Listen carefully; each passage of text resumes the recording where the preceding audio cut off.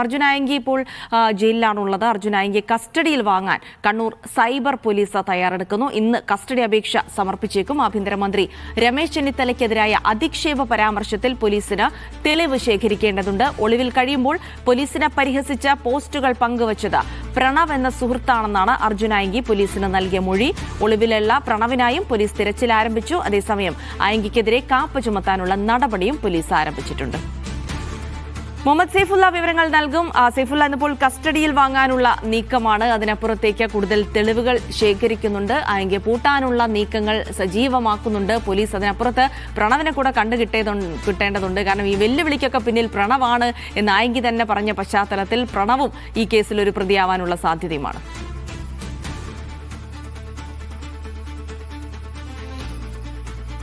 ജിൽസി, വെല്ലുവിളിക്ക് ശേഷം ആയങ്കിയെ പിടികൂടി. ഇനി ഈ കേസിൽ ആയങ്കിക്കെതിരെ തെളിവ് ശേഖരിക്കുക എന്നതാണ് അന്വേഷണ സംഘത്തിന് മുമ്പാകെയുള്ളത്. കണ്ണൂർ സൈബർ പോലീസ് സ്റ്റേഷനിൽ രജിസ്റ്റർ ചെയ്ത കേസിന്റെ അടിസ്ഥാനത്തിലാണ് ഇന്നലെ ആയങ്കിയെ അറസ്റ്റ് ചെയ്തതും അദ്ദേഹം പിന്നീട് ജയിലിലേക്ക് പോയതും. തലശ്ശേരി സബ് ജയിലിലാണ് അർജുൻ ആയങ്കി ഇപ്പോൾ ഉള്ളത്. ഇനി ഇയാളെ കസ്റ്റഡിയിൽ വാങ്ങി ചോദ്യം ചെയ്യണം. അതുപോലെ മറ്റ് തെളിവുകൾ ശേഖരിക്കണം.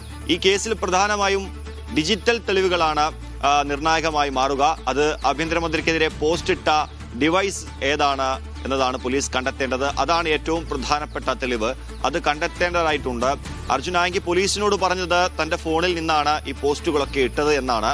പക്ഷേ അത് ശാസ്ത്രീയമായി തന്നെ തെളിയിക്കണം. അതിന്റെ ആ രീതിയിലുള്ള പരിശോധനകളൊക്കെ നടത്താൻ വേണ്ടിയിട്ടുണ്ട്. ആയങ്കിയുടെ പോലീസ് പിടിച്ചെടുത്ത ഫോണ് അത് പരിശോധിക്കും. അതോടൊപ്പം തന്നെ മറ്റേതെങ്കിലും ഡിവൈസുകൾ ഉപയോഗിച്ച് ഈ പോസ്റ്റുകൾ ഇട്ടിട്ടുണ്ടോ എന്നുള്ളതും കൂടെ കണ്ടെത്തേണ്ടതായിട്ടുണ്ട്. അത് ആയങ്കി പറഞ്ഞതുപോലെ ഈ ഫോൺ ഉപയോഗിച്ചിട്ടല്ല, ആ ഫോൺ ഉപയോഗിച്ചിട്ടാണ് ഈ പോസ്റ്റുകൾ ഇട്ടതെങ്കിൽ കുഴപ്പമില്ല. അല്ലെങ്കിൽ പോലീസിന്റെ മുമ്പിലുള്ള വെല്ലുവിളി എന്നുള്ളത് മറ്റ് ഡിവൈസുകൾ കണ്ടെത്താം എന്നുള്ളതാണ്. അതിനു വേണ്ടിയിട്ടാണ് അർജുൻ ആയങ്കിയെ ചോദ്യം ചെയ്യാൻ വേണ്ടി കസ്റ്റഡിയിലേക്ക് വാങ്ങുന്നത്. 3 ദിവസത്തേക്ക് ആണ് കസ്റ്റഡി.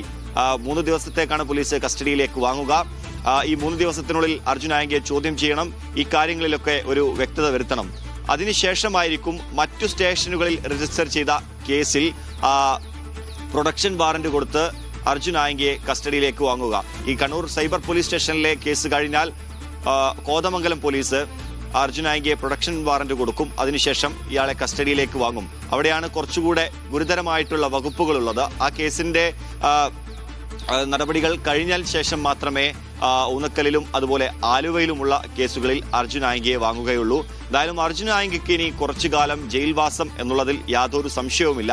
കഴിഞ്ഞ ദിവസം അർജുൻ ആയങ്കി ഒളിവിൽ കഴിയുന്ന സമയത്ത് തന്നെ ചില പോസ്റ്റുകളും കുറിപ്പുകളും പോലീസിനും എതിരെ വന്നിട്ടുണ്ടായിരുന്നു. പോലീസിനെ ട്രോളിക്കൊണ്ടുള്ള പോസ്റ്റുകളാണ് വന്നത്. മാത്രമല്ല അർജുൻ ആയങ്കിയെ തള്ളിപ്പറഞ്ഞ MV ജയരാജനെതിരെയും ആയങ്കിയുടെ ഫേസ്ബുക്ക് ഇൻസ്റ്റഗ്രാം അക്കൗണ്ടിൽ നിന്ന് പോസ്റ്റുകൾ വന്നിട്ടുണ്ടായിരുന്നു. ആയങ്കി പറഞ്ഞത് ഒളിവിലുള്ള സമയത്ത് തന്റെ അക്കൗണ്ടുകൾ കൈകാര്യം ചെയ്തത് പ്രണവ് എന്ന സുഹൃത്താണെന്നാണ്. ഈ പ്രണവിനെ അത് തപ്പിയുള്ള പോലീസ് അന്വേഷണം ആരംഭിച്ചിട്ടുണ്ട്.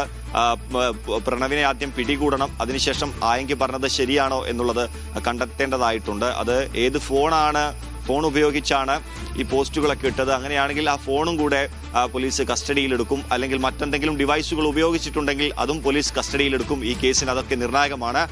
പ്രണവിനെ പ്രതി ചേർക്കുക പക്ഷേ ഈ കേസിലല്ല. കാരണം ഇത് കേസെടുത്തിരിക്കുന്നത് ആഭ്യന്തരമന്ത്രിക്കെതിരെ അധിക്ഷേപ പരാമർശം നടത്തിയെന്നുള്ളതാണ്. അത് അർജുൻ ആയങ്കിയാണ് എന്നുള്ളത് വ്യക്തമായിട്ടുണ്ട്. അതുകൊണ്ടാണ് അർജുൻ ആയങ്കിയെ റിമാൻഡ് ചെയ്തത്. പക്ഷേ അതിനുശേഷം വന്ന പോസ്റ്റുകളാണ് ഈ പ്രണവ് ഇട്ടതെന്നാണ് അർജുൻ ആയങ്കി പറഞ്ഞത്. ഈ എറണാകുളത്തു നിന്നും കണ്ണൂരിലേക്ക് വരുമ്പോൾ തന്റെ കൂടെ കണ്ണൂർ വരെ പ്രണവ് ഉണ്ടായിരുന്നു. പിന്നീട് 6-ാം തീയതി കഴിഞ്ഞതിന് ശേഷമാണ് പ്രണവ് മറ്റൊരിടത്തേക്ക് മാറിയതെന്നാണ് അർജുൻ ആയങ്കി പോലീസിന് കൊടുത്ത മൊഴി. ഇപ്പൊ പോലീസിനെ കണ്ടെത്തിയതിനു ശേഷം ഈ 6-ാം തീയതിക്ക് ശേഷം വന്ന പോസ്റ്റുകൾ പരിശോധിക്കും. പ്രണവ് ഏതൊക്കെയാ പോസ്റ്റുകളാണ് ഇട്ടത് എന്ന് പരിശോധിക്കും. അതിനുശേഷം പുതിയ കേസുകൾ പ്രണവിനെതിരെ ഇതേ രീതിയിലുള്ള കേസുകൾ വരാനാണ് സാധ്യത. ആ പോസ്റ്റിന്റെ ഗൗരവം അനുസരിച്ചിരിക്കും പ്രണവിനെതിരെ ചുമത്തുന്ന വകുപ്പ്. ജിൽസി, ശരി, മുഹമ്മദ് സൈഫുള്ളയാണ് വിവരങ്ങൾ നൽകിയത്.